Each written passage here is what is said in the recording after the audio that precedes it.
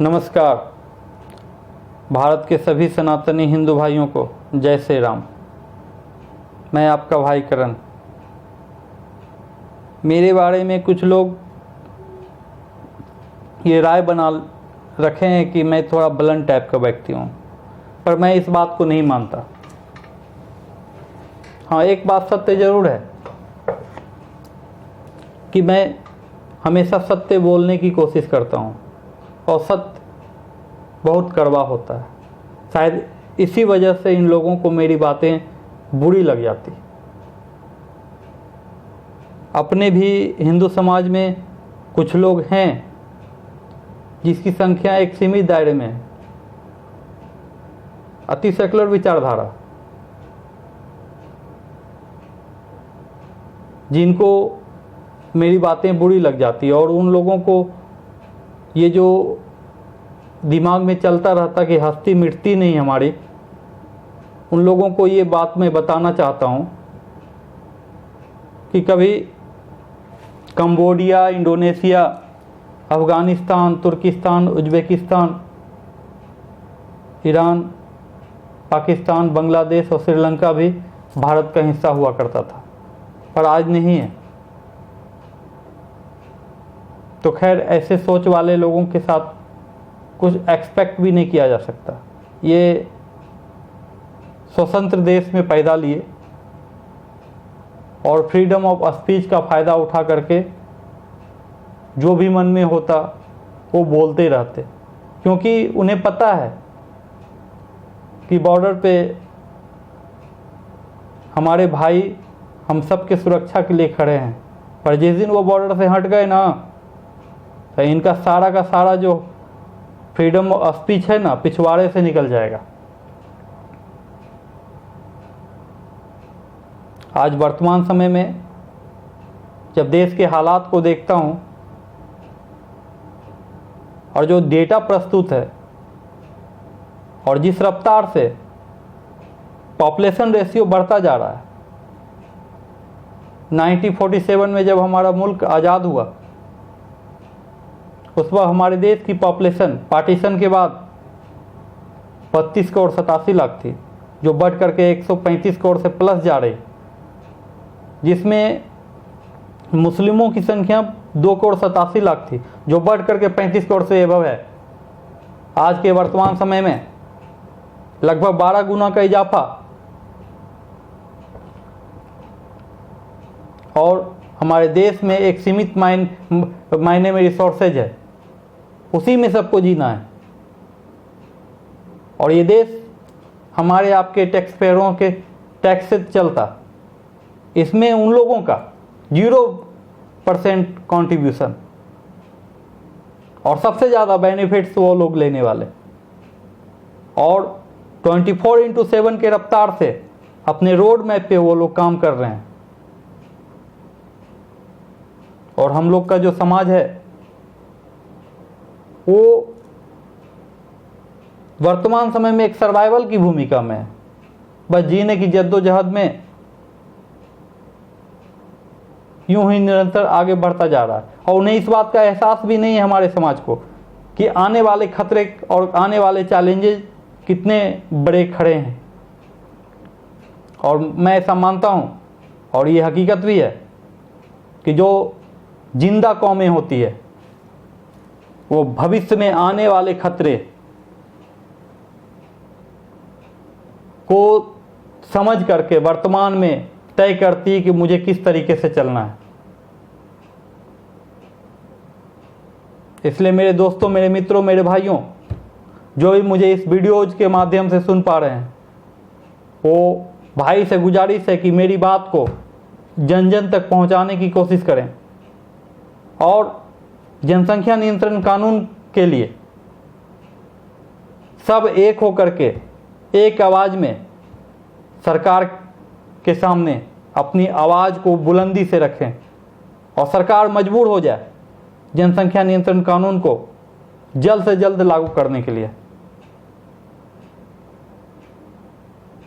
सरकारें जो भी सत्ता में हो,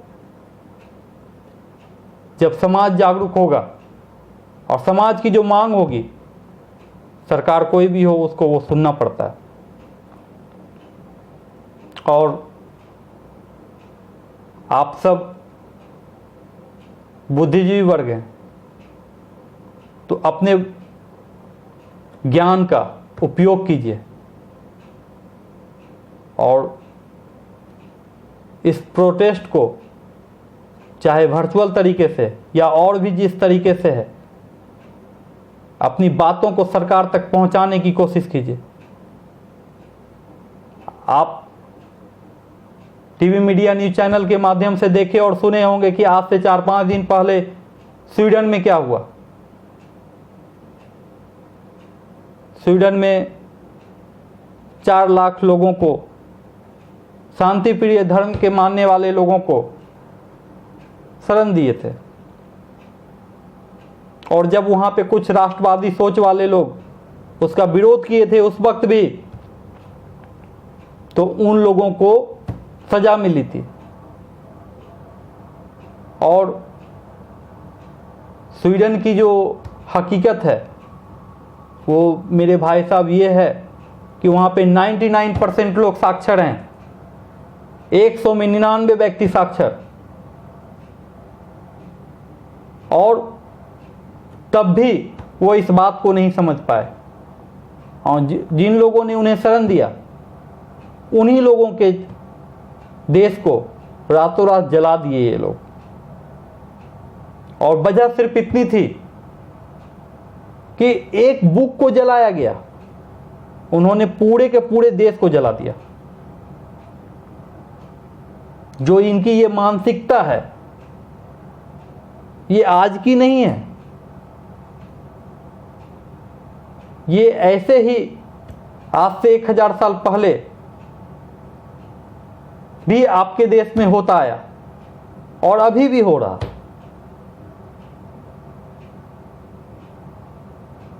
ये लोग जब इन्वेडर आक्रांता आपके सरजमी पे जब आए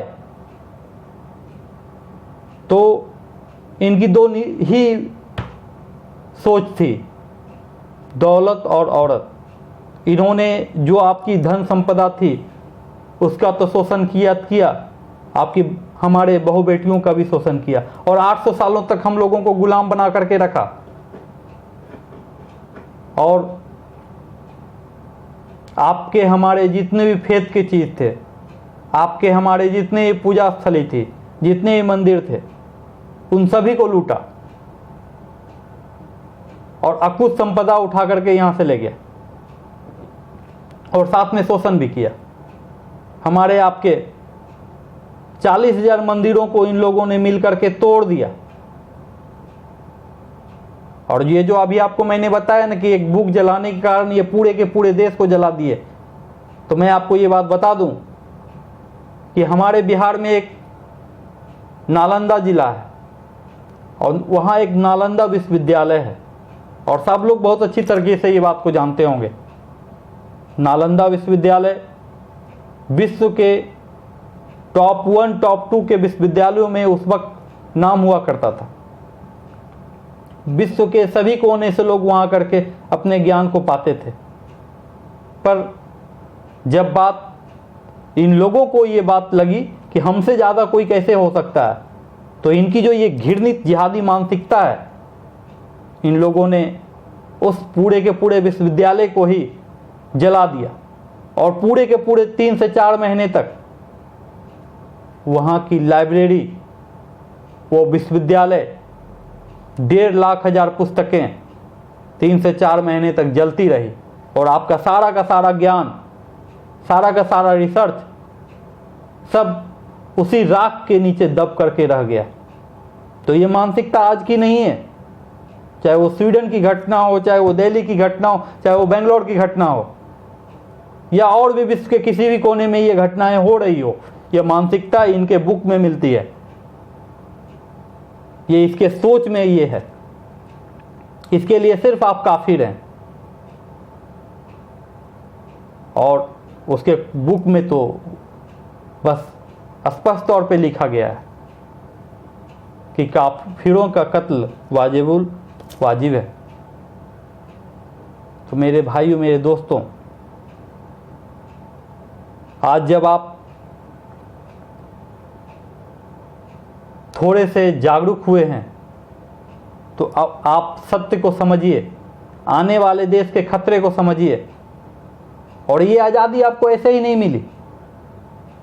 अभी जो चौड़े हुए जा रहे हैं ना हम सब मिल करके, और बहुत स्वच्छ हवाओं में सांस ले रहे हैं, विश्व की सबसे चौथी ताकत हैं, इसके लिए लाखों लोगों ने बलिदान दिया। उस बात को एहसास कर लीजिए अपने अंदर, खुद ब खुद आपका पुरुषार्थ जागृत हो जाएगा।